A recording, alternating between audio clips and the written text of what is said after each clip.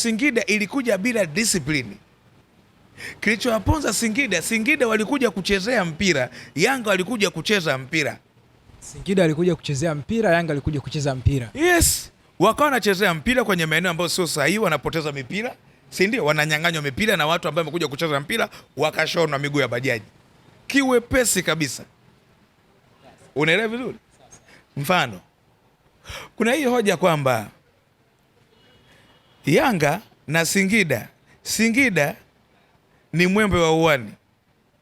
Na kuuliza swali, unaposema ni mwembe wa uwani, kwa maana ya kwamba Yanga inapata matokeo mengi mazuri kwa Singida, si ndio? Si unavyomaanisha? Yanga haijapata matokeo mazuri kwa Simba, imepata. Sasa maanake ukisema Singida ni mwembe wa uwani kwa Yanga, maanake na Simba ni mwembe wa uwani kwa Yanga. Wakisema wao wanaona mechi zinakuwa nyeupe sana dhidi ya Singida. Issue sio nyeupe, issue unafungwa. Unaelewa vizuri? Maanake jaribu kulibeba wewe, mtu akwambia wewe ni mwembe wa uwani kwa Yanga. Maanake hapa kinacholeta mwembe wa uwani maanake nini? Ni matokeo kwenye pichi. Unapata matokeo gani kwenye pichi mbele ya Yanga? Ni chanya au hasi?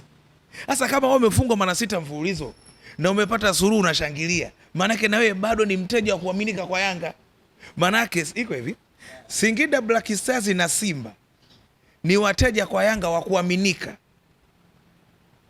Hilo halipingiki kwa fakti ya aina yoyote, halipingiki. Fakti